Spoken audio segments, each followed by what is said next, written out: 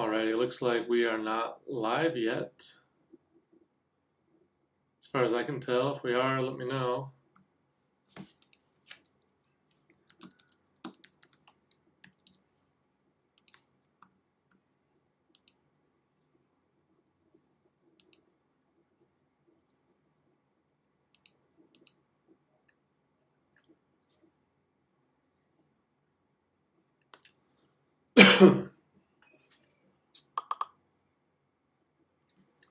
Alrighty, looks like we are live. Having a little technical difficulty here, but let's go ahead and get going.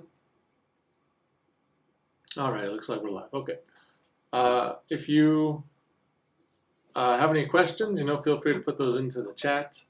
I'm just going to go over some of the basics here real fast, and then we'll just dive into some Q&A. And there you go. All right, I'm George. I'm one of the founders of SoloSuit. I'm going to show you how to respond to debt lawsuit tonight. Just a quick disclaimer, I'm not a lawyer. I'm not your lawyer. SoloSuit's not a law firm. And that's a disclaimer I'm providing because of regulations. So we do not practice law. We don't represent any of these lawsuits. All right, this is just a webinar, just talking about some stuff. Looks like we have lots of folks on today, so go ahead and put your questions into the chat. All right. Just some basics on how this works. Let's see.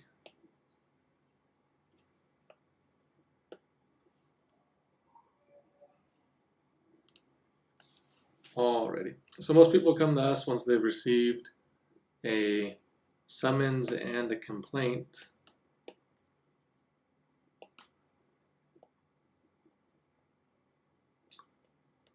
Alrighty. And we help them respond with an answer document. So that's the general idea. You can use SoloSuit to respond to that answer. Okay. You can use our service to generate the document on our site, and then you can pay us to have an attorney review it and to file it for you. Most people, if they feel like they owe part of the debt in some way, they usually want to settle. So you can also use our tool called SoloSettle to get that done. And we're seeing the best results right now by far with SoloSettle, what we're calling SoloSettle Premium.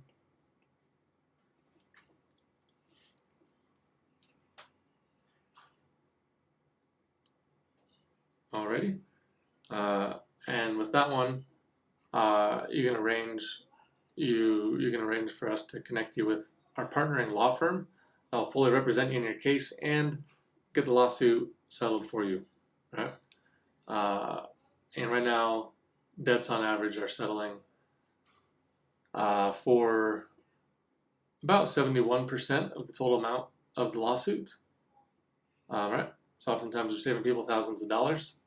Just saved the woman recently about $11,000, hacked off about 45% of the debt, and got that settled for him. So that's great. That's some things that are happening. Ultimately, the settlement range varies. Sometimes people settle for as low as 20%. Sometimes people think it's a win to settle for the balance in full on monthly payments across a really long period of time. All right, so that's all stuff that we can help you out with. Okay, we've got a couple questions in the chat. All right. Westcoy, how can I assure to win my case against the junk buyer in Tennessee?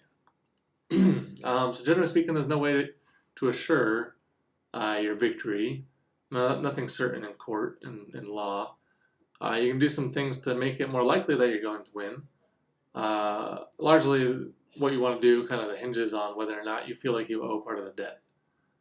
If you feel like you owe part of the debt, then you want to respond. You want to file an answer. Bring up any of your affirmative defenses. Make it easy on our site. A lot of like free forms or court forms on there on the web don't make it easy to bring up affirmative defenses. We do on our site. So you respond. You can have us file it for you. Most people want us to file it for them because it's super hard to file in court. Only 20% of our people who use our free service to generate a document, only 25% of them ever actually file their document because it's so hard to file on your own. So most people pay us to file. And then you want to make an offer to settle using Solo Settle probably. And if you can, do the premium option. It actually costs the same right now. And then make an offer to settle. And hopefully you can get like 50% or something hacked off of your debt. That would be a big win. So that's if you owe part of the debt. If you don't owe the debt, then yeah, you want to respond by filing an answer. And then you can kind of wait and see what happens next. We don't have a whole lot of forms that help with that path, but you can file for arbitration. If you have an arbitration clause in your credit agreement, and you can show up at hearings. You can just try to make sure that the case gets dismissed. Basically, is what you're looking for. All right, Douglas, I've answered the suit against me. I've also sent a request for production of documents. What is my next step? Great, well done. Looks like you filed an answer. You've also entered the discovery stage. So discovery is what happens after the complaint and summons are filed, and then let's see.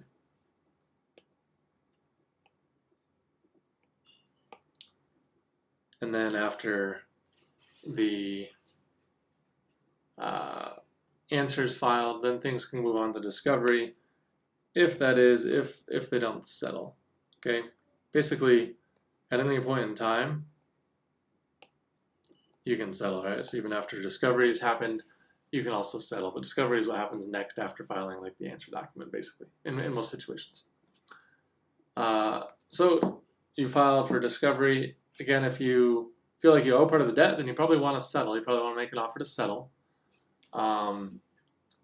If you don't, then you might just want to hang out and wait to see what they have to say about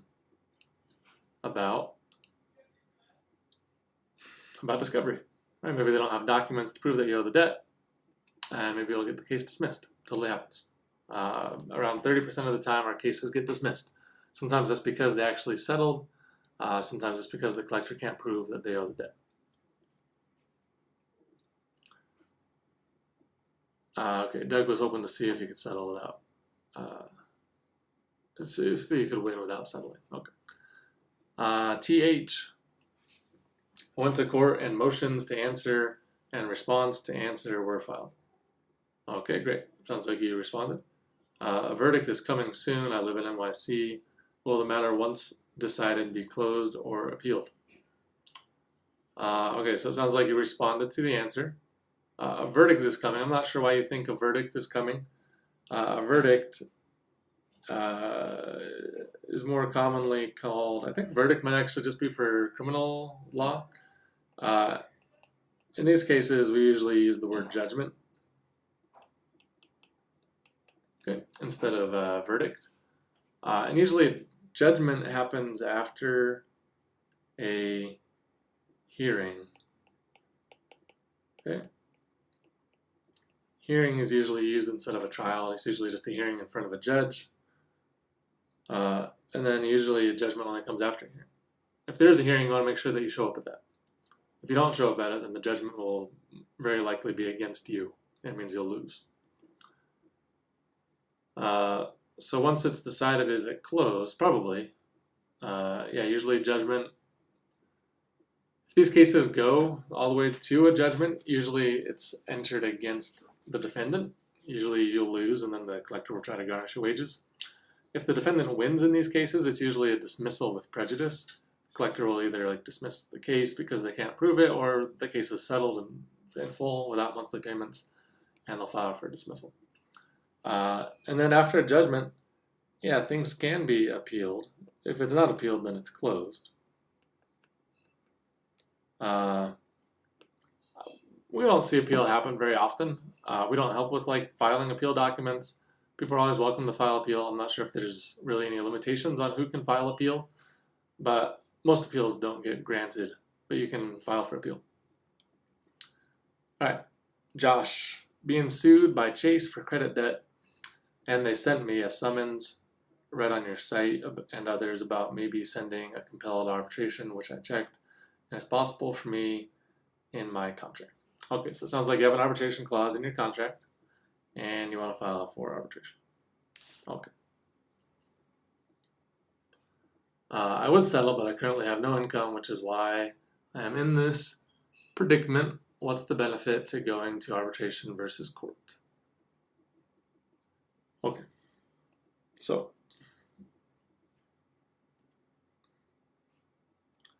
usually a motion to compel arbitration is filed after filing the initial response. Right.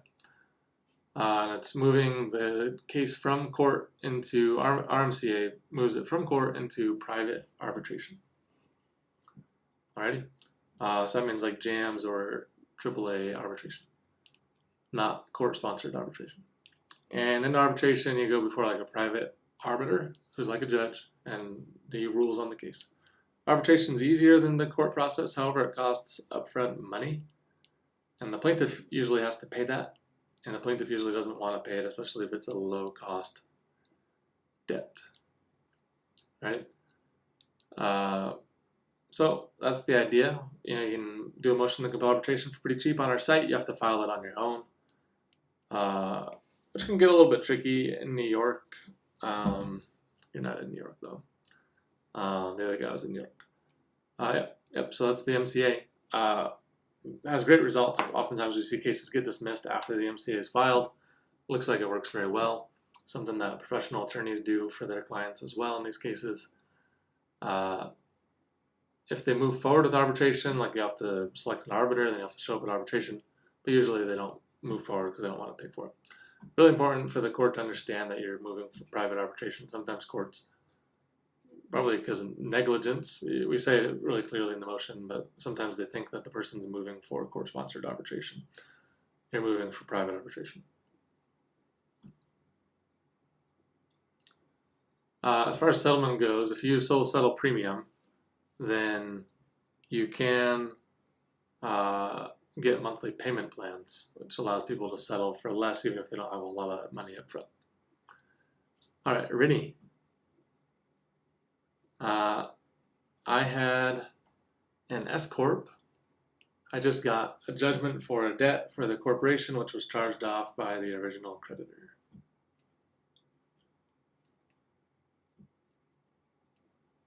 So you just got a judgment for debt for that corporation, which was charged off by the creditor.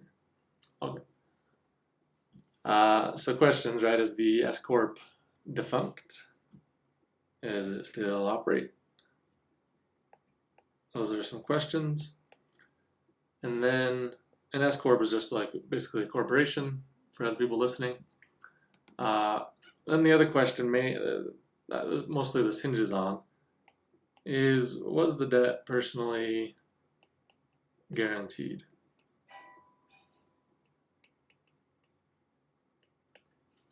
Usually when you sign for a business loan, there's a personal guarantee. It means you're the personal guarantor.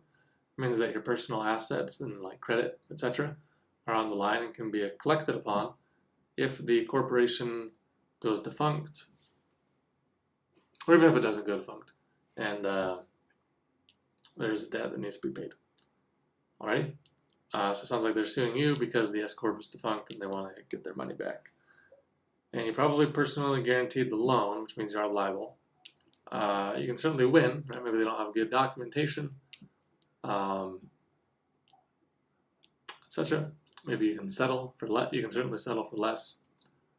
So those are some options for you. Looks like debt collector filed a judgment against me personally to garnish my wages. Is this legal? Yeah, so it is legal for them to garnish your wages if you personally guaranteed the debt, if you didn't know about the lawsuit and you weren't served properly, then you can file a motion to set aside judgment, requesting the judgment to be removed and allowing you to file an answer and possibly block the garnishment. Bob, can I respond now and force litigation later? I'm not sure what that means. You can, if you're being sued for debt, yes, you can respond.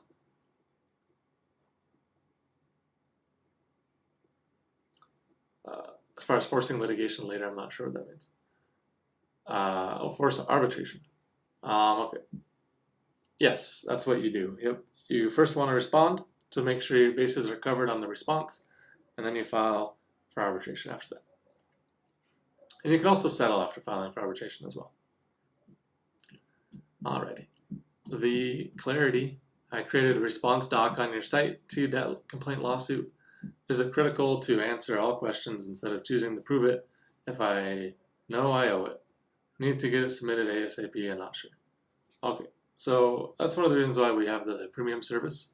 Right, we aren't able to give legal advice, so we can't tell you exactly how to respond on all these questions on the lawsuit. Oftentimes, if an attorney is doing a document like this, they'll probably deny all paragraphs, but that is what we have the premium service for. Okay, Joshua, thanks for the answers. I have to figure out which way to go and I have no funds currently and no income, so it's tricky. Debt is about $9,000, so I don't think arbitration would be helpful. It could be helpful still. I mean, they might come after you still for the $9,000, but it could be helpful. Yep. Either way, arbitration is like easier to deal with than a trial, even if they do proceed with it. And certainly something to keep in mind is that for us, like the idea of being quote-unquote judgment proof doesn't really exist. Alright, we don't really think that exists, right? Because I think as you're kind of getting at, if you plan on making money or having assets ever again in your life, probably aren't judgment proof. Because they can get a judgment against you and then pretty much infinitely renew the judgment and collect on you at any point in time in the future. In most cases. Okay. Rennie said, again, yes, the debt was charged off by the banks. Coming back to the court. Yeah, being charged off by the bank doesn't really matter. Yeah, they can totally garnish your wages. Basically, when they charge it off, they're probably selling it to a debt buyer, and the buyer buys your contract. Right? So they have the same contract that the bank had, with pretty much all the same rights as the bank. So they can collect on that money. My man George, we got another George in the room. What's up? I received the summons for credit card debt from a debt collector. I have prepared my answer for the court. I want to just settle the debt. Should I deny the points, then reach out to settle? Received the summons for credit card debt. Okay. So you're making an answer. Hopefully you're using solo suit to file an answer. Yeah, so generally speaking, denying all of the points, it doesn't preclude the option of settlement. You can deny, people can deny and then settle for any reason they want. Denying isn't the same as saying it's not true. It's just saying, I want the other side to prove it. It's a disputed point. And you can settle, and people can settle at any time for any reason they want.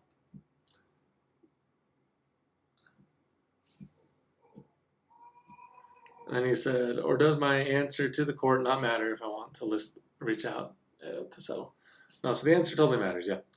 You definitely want to file an answer and then settle. Without filing an answer, if you want to settle without filing an answer, it's going to happen, most likely. Not always, but most likely. It is just a default judgment. Okay, you don't want a default judgment. It means you lose automatically. Basically, if you don't file an answer, then you lose automatically. And if you're about to lose automatically, why would they bother to settle? Right. So most of the time, you need to file an answer to settle because it gives you leverage to settle. Certainly, sometimes people like settle without filing an answer.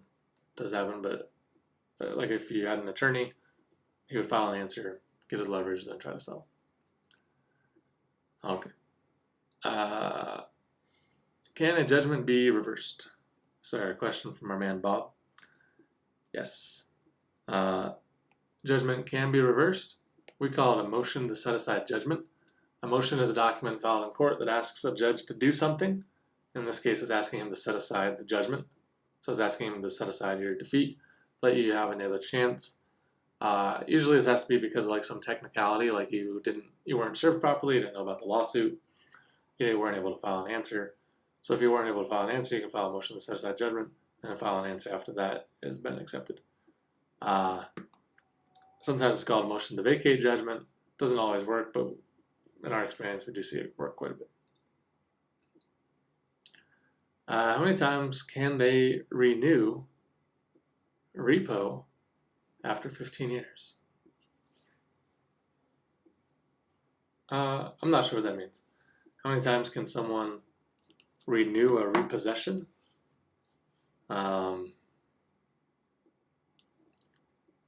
Here, I can take a look at some notes real quick, perhaps.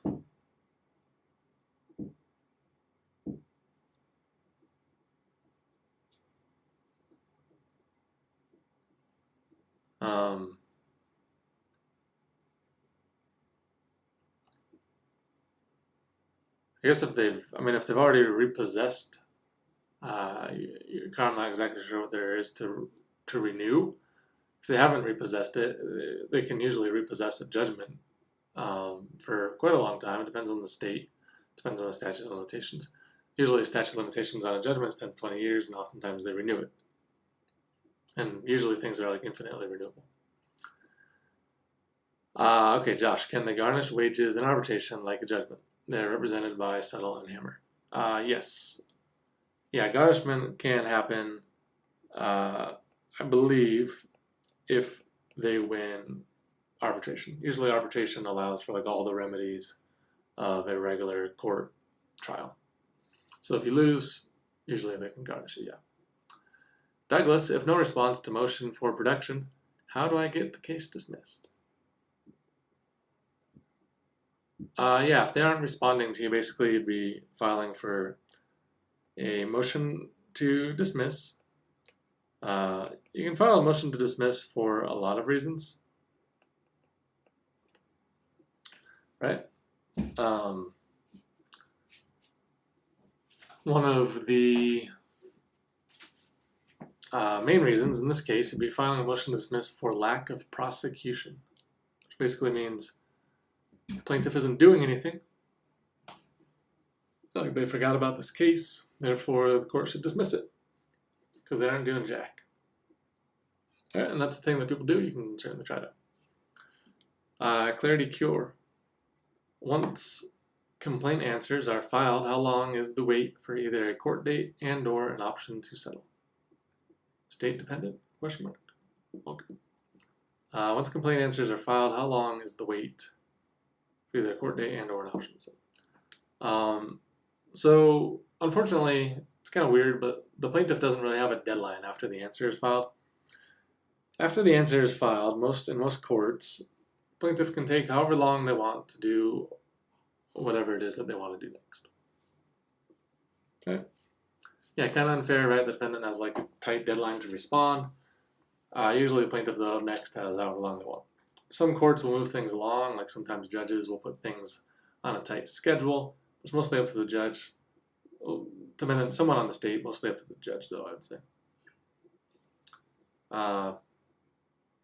That said, you can settle at any point in time, right? So most of our customers that settle well will file an answer, and immediately after they go onto our site and they offer to settle. Right, that's what I would do. I'd file an answer on the site. At the same time, while I'm on that site still, I would make an offer to settle and so will settle. And that's your option. You can move things along. Again, if the plaintiff's taken too long, you can file for a motion to dismiss for lack of prosecution. Okay, yeah, the repo question was about a repo judgment. Yeah, usually they can infinitely renew. what happens if they don't renew, then the statute of limitations can expire, but usually they can just keep on renewing. Bob, what happens if I accept all allegations in the complaint? No dispute. Again, that's a question for our premium service for our lawyers.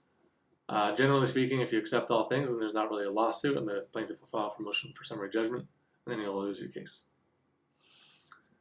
Thomas, although I have already filed a motion for arbitration using solo suit, I still need to file an answer with the court, correct? Yes. Yes. Again, the answer is the starting point for either of these, right? You got to do the answer first for either one, right? If you want to settle, you file an answer first. If you want to do an MCA, you file an answer first. Okay. I have a lawyer. This is from Mar. I have a lawyer. And we're going to wrap up here in just 3 minutes or so. All right. It's good to see everybody. Let's get through the last few questions. I have a lawyer, and he doesn't help me to settle, and told me the judge is going to grant the petition. Doesn't sound like a great lawyer. I'm not exactly sure the situation. I think he might explain things a little differently than you are. Maybe you should get a new lawyer.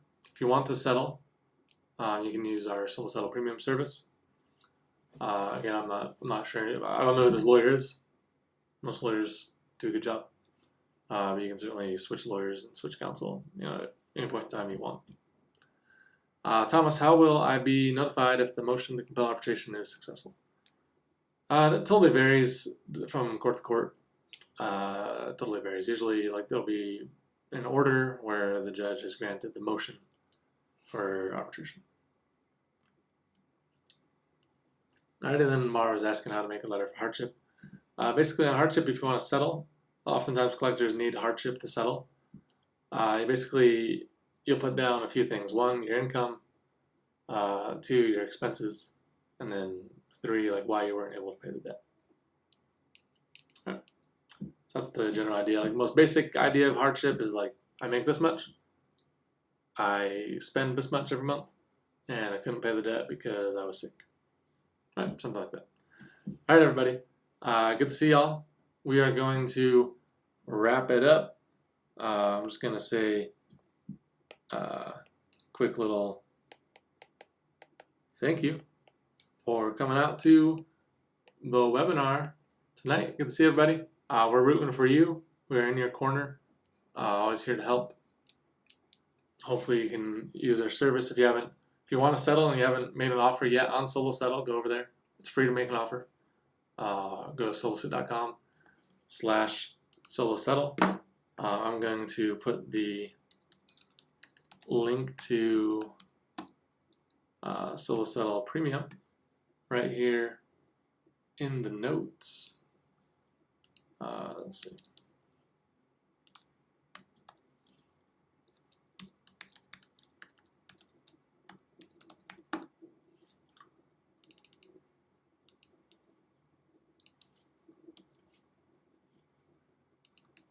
Alright. Yep, if you haven't made an offer to settle yet, you can go over there right now. You make an offer to settle on solosuit.com/solosettle, and then you fill out that link that I added into the chat. Alright, good to see everyone. Take care.